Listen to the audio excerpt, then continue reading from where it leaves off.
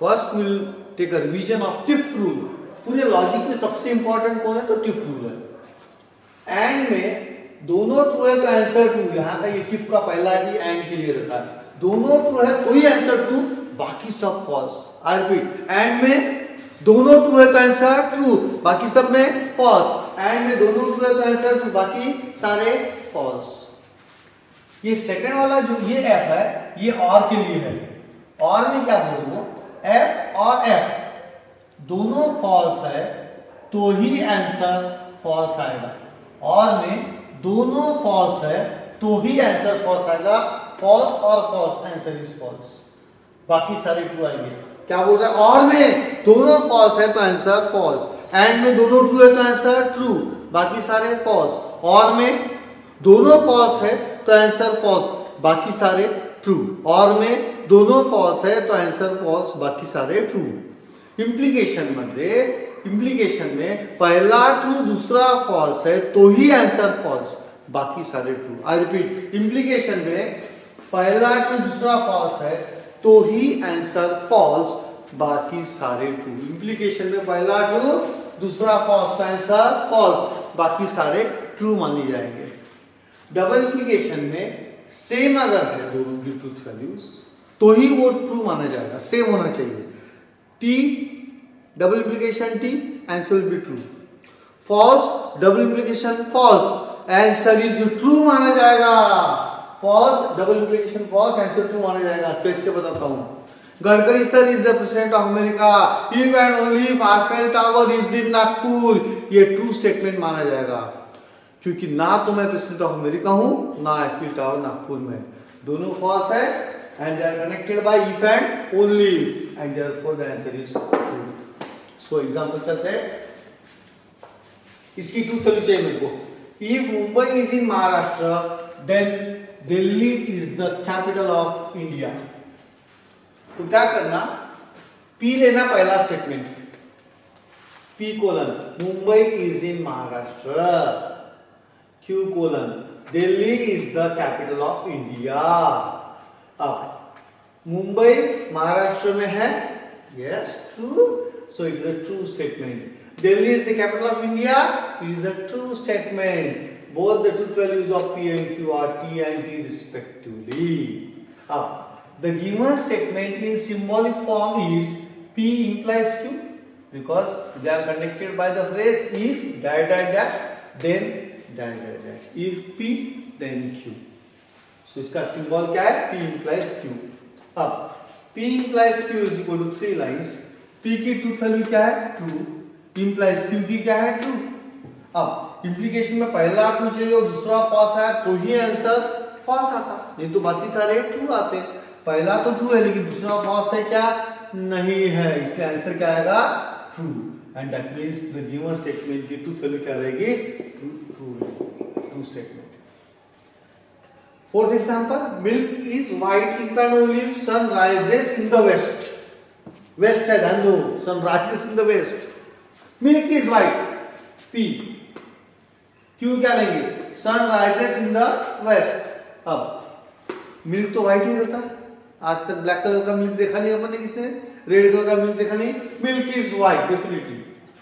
Sun rises in the west, भाई sun rises in the east, west में नहीं होता है, तो ये फॉल्स स्टेटमेंट है। इसीलिए truth values of P and Q are T and F respectively.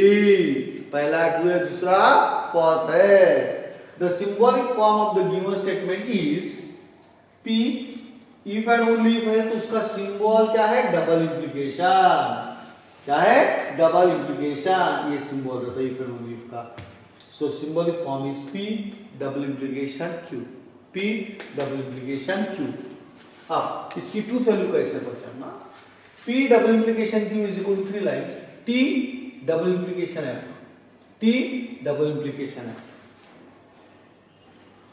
अभी डबल इम्प्लीकेशन में दोनों सेम चाहिए, दोनों ट्रू है तो आंसर ट्रू, दोनों फॉल्स है तो भी आंसर ट्रू। दोनों सेम रहेंगे तो आंसर ट्रू आएगा, नहीं तो फॉल्स आएगा। क्या दोनों सेम है? नो, इसलिए आंसर ट्रू आने वाला नहीं है, आंसर क्या आएगा? फॉल्स। अब now this example 3 is very dangerous. ये टिफ रूल अगर जम गया तो ही ये जमता है एग्जाम में। इवन जेडब्ल्यू में भी ऐसे ही क्वेश्चन पूछते हो, जेडब्ल्यू में इसमें भी क्वेश्चन देखो। If statements P and Q are true, पहले दोनों कैसे true, and R and S are false, determine the truth values of the following. Example number 1, तो पहले अपनी मेमोरी में डाल दो P और Q ट्रू है, R और S फॉल्स है। पहले दो ट्रू, आखिरी के दो फॉल्स, इतना मन में डाल देना। Now I want to find the truth value of this compound statement, not P and Q or not R is equal to not P, यानी not T होगा ये, क्योंकि P की ट्रूथ वैल्यू क्या है T, तो ये होगा not T, and Q यानी कौन, अगेन T, और not F, R F है तो R not F हो गया। Now negation of true is false, तो नॉट टी बोला तो फॉल्स लिखने का, फॉल्स हो गया। एंड टी टी रहेगा, और रहेगा, नॉट एफ क्या हो गया टी, नॉट एफ क्या हो गया टी, तो ये होगा एफ एंड टी और टी, एफ एंड टी और टी। ये क्लियर हो गया हर एक को। नॉट ट्रू है तो फॉल्स मानेंगे, नॉट एफ है तो टी लेने का, बस इतना इसमें चेंज है।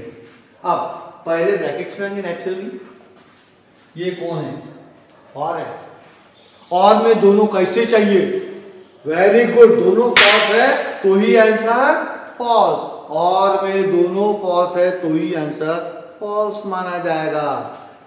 दोनों फॉल्स है क्या, नहीं है, तो आंसर फॉल्स नहीं आएगा, तो आंसर क्या आएगा, ट्रू आएगा, तो होगा F and T, F and T, ये वैसे रहेगा एंड वैसे ही रहेगा, और ये हो जाएगा ट्रू। यहां कौन सिंबल है, एंड में दोनों कैसे चाहिए, ट्रू से, एंड में दोनों ट्रू है तो ही आंसर ट्रू, बाकी सारे फॉल्स, यानी क्या आएगा, एग्जैक्टली ऐसे क्या आएगा, false. False is the truth value of this given compound statement. Will move to example 2, P and not R and not Q or S. I repeat, P and not R and not Q or S. P true है, T लिखने का, and not R, R F है तो not F, and not T क्योंकि Q T है, not T, और S, S यानी false है, हो गया। इसके बाद इधर भूल जाने का, एक बार कंफर्म कर लो, T and not F correct है, and not T और F, नॉट टी और F करेक्ट लिखा अपन ने। अब इधर भूल जाने का, what is not F, true correct है, तो ये क्या होगा, T एंड T करेक्ट आ गया, T एंड T हो गया, and what is not T, correct false, very good, तो होगा फॉल्स और फॉल्स हो गया। तो I repeat, T and T and F और F, कैसा, नॉट एफ क्या लिखेंगे टी, नॉट टी क्या लिखेंगे एफ, तो क्या होगा टी एंड एफ और एफ, ये लिख दिया अपन यहाँ पे। फिर से टिफ रूल आएगा, what is T and T, and में दोनों को से चाहिए ट्रू, आंसर क्या आएगा, ट्रू, वेरी गुड, इसलिए इसका आंसर ट्रू आएगा। और में दोनों का से चाहिए फॉल्स, तो आंसर क्या आता है, फॉल्स, वेरी गुड, यानी ये भी क्या आएगा, फॉल्स, तो ये होगा ट्रू, ये होगा फॉल्स, तो यहां क्या लिखूं, टी एंड एफ हो गया, टी एंड एफ पे आ गए आखिरी स्टेप तक। अब सिंबल कौन है, एंड में दोनों कैसे चाहिए, ट्रू, तो आंसर ट्रू, दोनों ट्रू है तो ही ट्रू, बाकी सारे फॉल्स, इसमें दोनों ट्रू नहीं है, इसलिए आंसर क्या आएगा, false, and therefore the truth value of the given statement is false. And now the most dangerous one, negation of P implies Q, ये negation सिर्फ इसको है, double implication R and S, double implication R and S, तो I write negation of P and a कौन T implies Q and a कौन T, तो not in bracket P implies T, bracket complete, double implication R and a कौन F, S यानी कौन F, F and F. ये step clear होगी। फिर से एक बार, not in bracket T implies T, double implication false and false.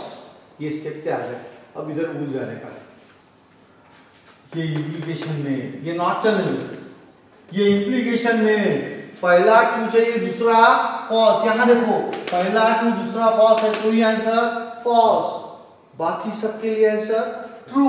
तो ये हो गया परफेक्टली, क्या हो गया देखो, ये क्या हो गया, ट्रू हो गया, क्योंकि यहां नॉट है, टी इंप्लाइज टी, इंप्लीकेशन में पहला ट्रू चाहिए दूसरा फॉल्स, तो आंसर फॉल्स नहीं है, दूसरा फॉल्स नहीं है, तो आंसर फॉल्स नहीं आएगा, एंड आंसर क्या आएगा, ट्रू। तो इसलिए नॉट टी। डबल इंप्लीकेशन, यहां कौन है, एंड, एंड में कैसे चाहिए, दोनों, दोनों कैसे चाहिए, ट्रू, तो आंसर ट्रू है क्या, दोनों ट्रू है क्या, नहीं है, तो इसीलिए आंसर क्या आएगा, फॉल्स है। So not T, double implication false. I hope this is clear. मैं रिपीट करता हूं, negation of T implies T, T implies F होता तो आंसर फॉल्स आता, टी इंप्लाइज एफ नहीं है इसलिए आंसर टी आ रहा है, तो होगा नॉट टी। डबल इंप्लीकेशन वैसे रहेगा, एंड में दोनों कैसे चाहिए, ट्रू, तो आंसर क्या आएगा, ट्रू, लेकिन ये दोनों ट्रू नहीं है, आंसर ट्रू नहीं आएगा, आंसर आएगा फॉल्स, तो हो गया not T, double implication false. What is not T, correct, not T यानी कौन, फॉल्स, वेरी गुड, तो ये फॉल्स, डबल इंप्लीकेशन फॉल्स।